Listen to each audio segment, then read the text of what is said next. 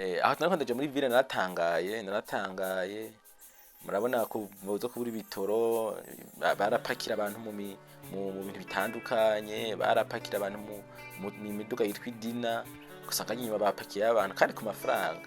Urumva yuko ibihe bigenda bikuranwa mugabo umuntu wese akapfa kubyihanganira kubera ariko ariruka ngarondera iki ngene yobaho, ngene yotunga famille, ngene yoriha y'inzu, ngene yoriha minervare n'ibindi, mugabo oya gira icumenye.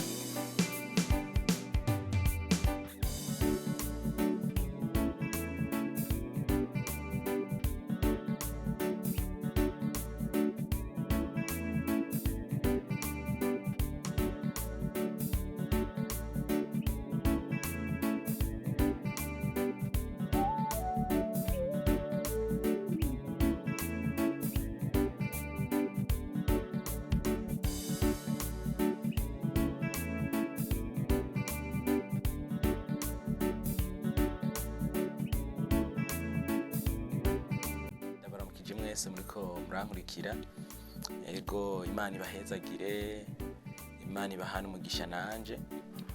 Tugomba twongere tuganire ku Imana iduhaye akanya. Ijambo ry'Imana rero tubwira ngo tugure uburyo tubugwiza kuko iminsi ari mibi. Kandi hariho n'irindi jambo ritubwira ngo uko ya minsi rushiriza kugenda natwe abariko turushiriza gukoranira hamwe. Umva turonsa akaryo keza jewe nawe, naho ubona uri kure, naho ubona uri mu gihugu cya kure, mugabo turaronsa akanya turakoranye. Izi mbuga ngurukana bumenyi nubwo hariho abazikoresha ibitandukanye, urudandazwa, enseignement zitandukanye cyangwa kwinezereza, mugabo nanje canke jewe nawe turazifashishije kugira ngo twiruranishe amajambo y'Imana, Imana iragahezagirwa. Nuko rero kaze Yesu abahezagire, hama mbo musangize abantu ubutumwa bwiza.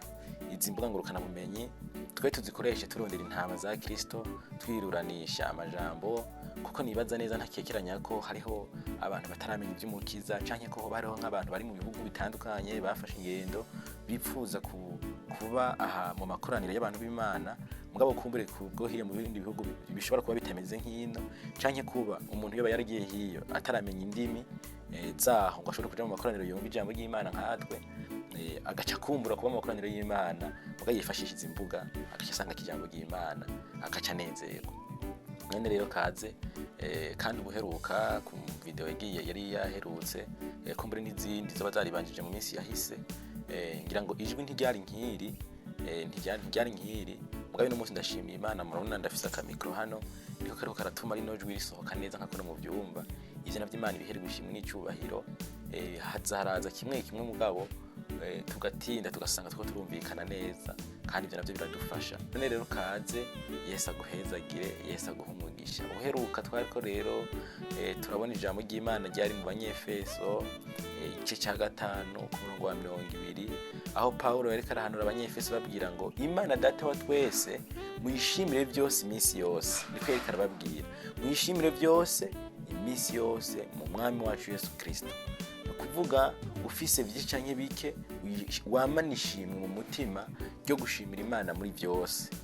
Twarabonye yuko ushobora kuba ubuze bino bintu by'isi biboneka, ubutunzi n'iki, mugabo ugasanga urafise amahoro mu mutima abatunzi badafise. Ariko kandi twarabonye ko ushobora no kubugwaye cyangwa ugwaje, ushobora no kubona mu kibazo gitandukanye, ariko uri muzima, hari abatariho. None rero mugabo cha muri iyo video nyene harimo n'irindi jambo rivuga ngo twihangana kugeza kwiherezo, kuko ngo abantu bihangana bagashitsa kwiherezo abo nibo bazokira. Kandi ngo hayiga umuntu yihangana. Rero no mu kwihangana umuntu akihangana mugabo afise ishimo mu mutima, avuga ati ndashimira Imana. Twibukanye ko Dawidi muri Zaburi yo yavuze ati ndaririmbira Uhoraho Imana kuko yangiriye neza. None rero wamanishimwe, nanje namanishimwe, biratubereye Yesu nabahe. Ko murabona iminsi iriko irahita, ibihe biriko birahita, kandi umwana w'umuntu aba ari kw'isi, mugabo turiteza inzamba, mugabo ibihe bikagenda bidukura mwako bitandukanye. Nk'ubu muri kino gihugu cyacu ciza c'u Burundi turafise amahoro, mugabo idolari ririko riraduga, ibyo kurya biriko birazimba, igitoro kikabura, bikagenda nuku hirya no hino hakavugwa amakuru atandukanye tukavyumva, mugabo kandi ugiye no muri Bibiliya tukasoma ijambo ry'Imana tukabona yandi makuru atwerekeza iwacu. Rero tugiye turironisha amajambo y'Imana tuca dusanga twabayeho kandi imitima yacu itihebuye. Reka mvuga uko imitima yacu bitihebuye. Murabona muri ako video muko murabona ku ruhande aho nariko ndaja muri ville, hari ku munsi wejo hahese nariko ndaja muri ville ndurira bisi mu kino gisagara ca Bujumbura, bisi yari 600, mugabo aho bisi twazurira ku gihumbi mva kubera igitoro nyene kumbura abashoferi baba bakirose bigoye kumbure canke kuri sinzi uburyo baba bakirose nk'umugabo, murumva nyene kiba cyatumye ibeyi pri iduga ikaje ku gihumbi kandi bitari bisanzwe bimenyerewe, murumva ni kubera ivyo nyene. Mugabo bisi ngomba ko tuvuga ko mugabo muriko murifashisha ka video karimwe imirimo itandukanye. Deja nk'iyo bisi nari ndimwo nuko wantwaye yari ku kazi ko guca iki amafaranga. Kigeze muri barabara murabona imiduga myinshi, hajya umwe wese abafise ama programa yiwe, haba abagiye kubuzi, haba hariho abagiye nko kugandara nk'akarorero, cyangwa abagiye kuri anterema y'ababo, cyangwa abagiye kuraba abagwayi babo, cyangwa abagiye mu bihimbaro by'isi, cyangwa abagiye mu minezero itandukanye, cyangwa abagiye ku mashuri, cyangwa abariko barirukanga baje kwikoba c'Imana, cyangwa abariko baja mu isoko. Naho je nk'akarorero nari ngiye mu isoko ngiye kugura ikintu, murumva twese twako tuja mu bintu bitandukanye. Mugabe icyo ngomba kuvuga ngiki, ngomba kuvuga ko twese hano mu isi duhurikiye mu bintu bitandukanye, mugabo hari ikintu kimwe kiduhuza. Ese no yigeze kubaza ngo ni bande bemeye inkuru zacu, mbega ukuboko kuhoraho kwahishuriwe nde? Ivyo byose bibazwa abantu bose bari mu isi muri bwa buzi butandukanye, muri ya madomene atandukanye, muri bya bikorwa bitandukanye, nibo bashobora kubazwa ico kibazo, mbega ukuboko kuhoraho kwahishuriwe nde? Rero ngaha mfise amajambo y'Imana, hariho ijambo twagomba tugasoma muri Zaburi, twagomba tukifashisha Zaburi 78 ku murongo wa 1 no wa 2, niho havuga ngo ibikorwa by'amaboko yawe bizogutunga. Nk'akarorero abo bariko barirukanga mu bitandukanye, iyo miduga mubona cyane ko abo bantu batambuka n'amaguru mubona bariko biruka baja mu bikorwa byabo bigize gute bitandukanye kugira ngo baranke ikibatunga. Mbere muri Zaburi yo yejena na 38 ku murongo wa 8 havuga ngo ibikorwa by'amaboko yawe ntubihebe, mbashishikara ukore. Reka mvuga uko muga ntabuze ko ari uwo murongo wabafashije, kuko uwo murongo naho tovugwa abisi basanzwe bakunda gukora kugira baronke ingene babaho. Yesu yarabivuze, yari karavuga agereranye, niwo murongo tuza kuvuga gato yace turangiza aha. Murabibona nyene n'ibyo byo muri iyo video, murabona ko bebe ibintu bitandukanye baguma bikorwa.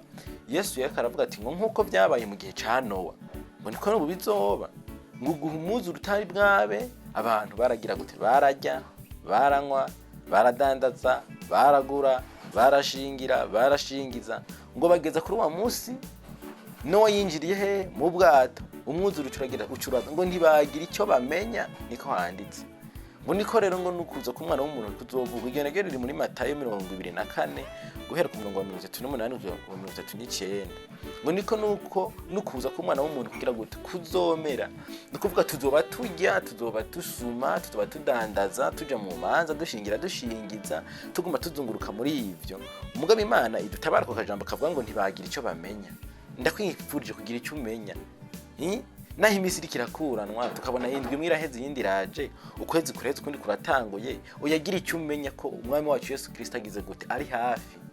Ego byukuri gira icyo umenya, naho uri kuragira uri kuraronka promotion, naho uri kurunguruzwa mu kazi, naho uri kuragwara basi ugateba mu bitaro, naho abana bawe baba bariko bararonka bourse, naho famille zawe kuragina neza ku ishuri ukura bitora, uyagira icyo umenya umwami wacu Yesu Kristo agize gute ari hafi. Ntubitebemwe gose ngo ntugire icyo umenya uzoze wisanga bitagishoboka. Mugabo gira icyo umenya, imisi irikirahita, iterambere riko riraza, igihugu kiko kirevuriwa canke technology irikirevuriwa. Reka mvuge nkuko ibiryohera imibiri yacu biriko biragwira ku isi, mugabo uyagira icyo umenya umwami wacu Yesu Kristo ari hafi. Ego erega byari ivyo. Yesu abahezagire.